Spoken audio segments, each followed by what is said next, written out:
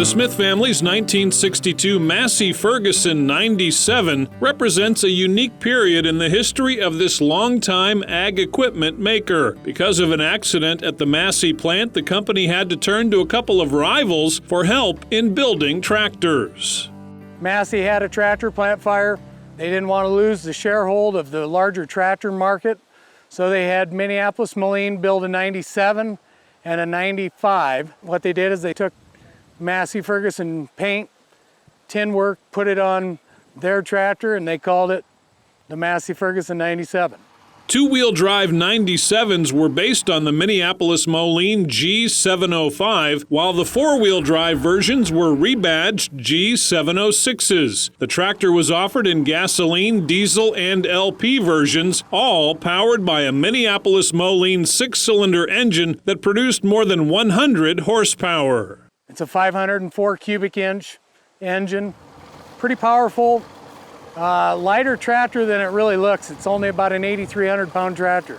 It is a pretty fast tractor. I think it goes anywhere from 16, 18 mile an hour. It's a lot faster than all my Massey Harris tractors. Most of them only go about 14 mile an hour. It's one long hood. If you want to try to get something nice and straight, you got plenty of hood to get it straight. When you sit on the seat, it looks like it's a half mile long.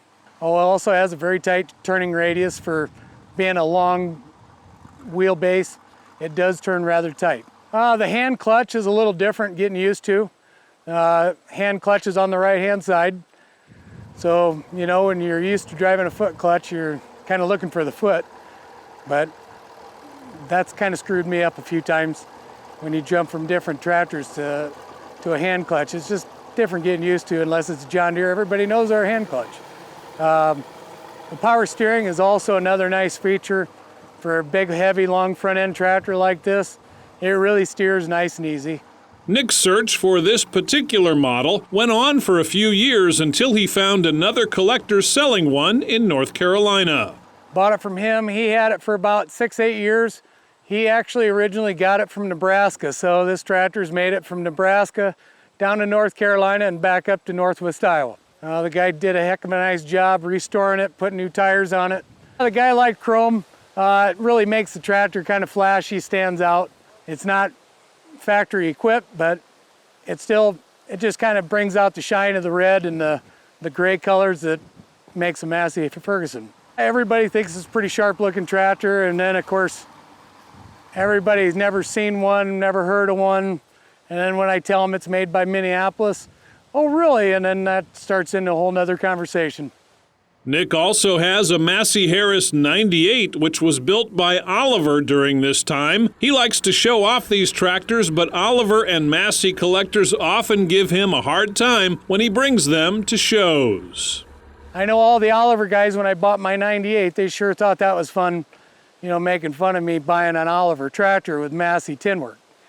Now I got a few Minneapolis guys I tractor pulled with. Of course, they said the same thing when I bought one of them. Said, aha, you can't keep your actual Massey Ferguson tractors or use them because, oh yeah, they didn't make them. So they always got to hang one over on me.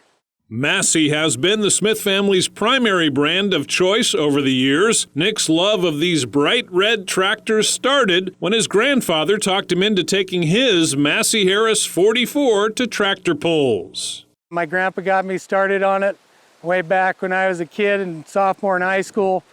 He had a 44 Massey, and I pulled that for many years, and then after that I kind of got it to buying other tractors and trying to pull them, and I was kind of, you know, I had a lot of success with that 44, and so I bought this model, and then I pulled this, and I kind of bought models to pull in different weight classes so I wouldn't see the same competition, and that's kind of gotten me to tractors like this. So Massey Harris has kind of been what we've always collected. It's kind of different. It's kind of, to me, it's a little more fun looking for the more rare birds. I mean, it's not every day you find a Massey Harris or a Massey Ferguson something for sale. It's just something different. It's the hunt. The passion for collecting has been passed along to sons Grant and Bryson, and Nick admits the two are sometimes a bad influence on his own case of classic tractor fever. They always think I got, money to burn and buy a new toy. As long as it's four tires and it's called a tractor, oh, Dad, he'll be interested. It's one of those fevers you always got. You're always out there looking. If you can find a deal and something different and odd that it's not in your collection, it always pulls me towards it.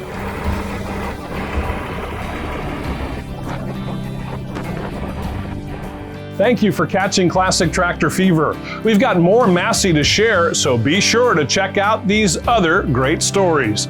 And don't forget to hit the subscribe button to keep more Classic Tractor Fever rolling.